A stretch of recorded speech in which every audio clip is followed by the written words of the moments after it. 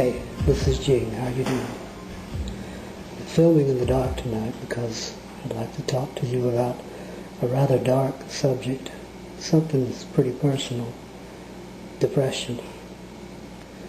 I know that even strong Christians can struggle with depression because I consider myself a strong Christian, and I struggle with depression.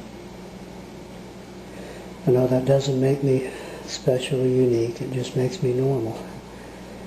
And probably one of the few cases in which I am normal. So this is to anybody who is struggling with depression and maybe thinking about hurting yourself.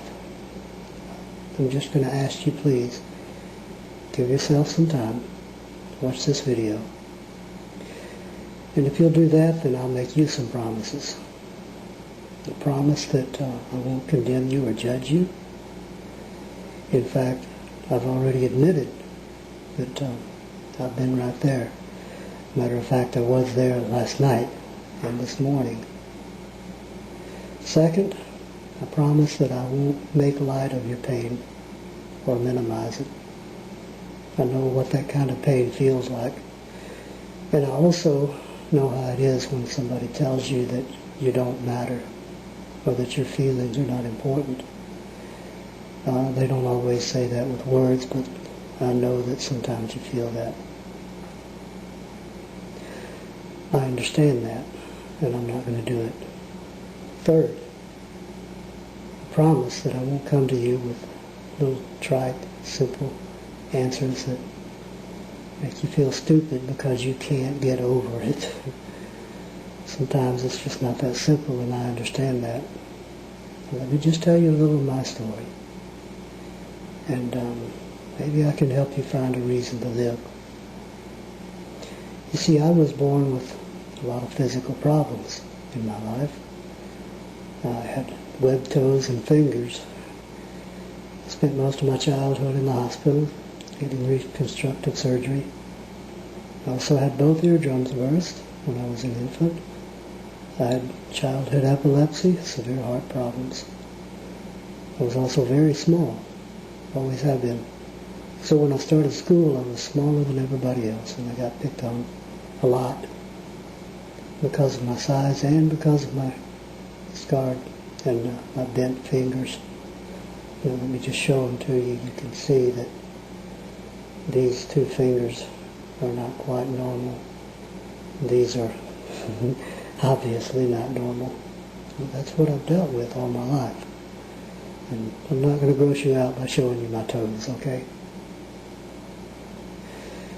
But I got picked on a lot, and so I became a loner. I buried myself in my books and my music. When I turned 13, I also found out that I had periodic paralysis, hypokalemic muscular dystrophy. It's a type of MD that hits at puberty when you're about 13. It's not terminal, but it does cause temporary muscle problems. It can go anywhere from slight weakness to total paralysis. And I've had it at both extremes. I remember being humiliated because I couldn't walk right. And I remember the day I was forced to run with the gym class. I had to walk home on legs that wouldn't hold me up. I fell dozens of times in 2 blocks. It's still one of the most painful memories of my life. And there were also a lot of emotional things that I'm not really ready to talk about. By the time I was in my 20s, I was a mess. I was angry, I was suspicious of everyone, and I thought a lot about how to kill myself, how to die. There was always something that kept me from it, though. I'd like to believe that that was God. I've also done self-injury. I've used a knife to cut myself. And that did help relieve the pain, but I certainly don't recommend it. So, if you're in this place, if you're feeling really sad, or if you're in a lot of pain, if you're thinking about hurting yourself a little or a lot, then just please hear me out.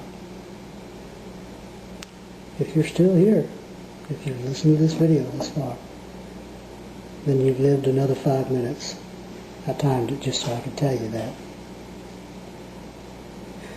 Sometimes that's what it takes. Just give yourself another 5 minutes. Give yourself something to do, a book to read, or, bury yourself in some music or something. Anything, just to keep your mind busy for a while. Now, I made you some promises, and I think I've kept them.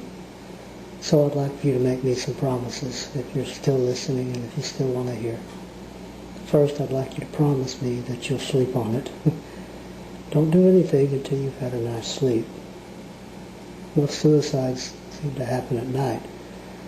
That's when the darkness closes in. That's when people we might look to would be asleep.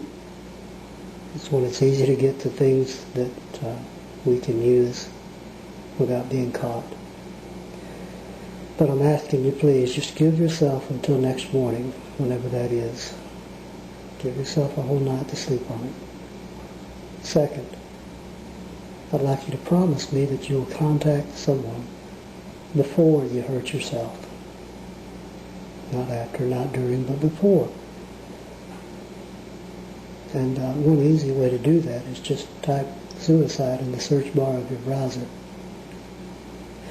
You'll find support websites, contact numbers, just nearly anything you could imagine in the way of help.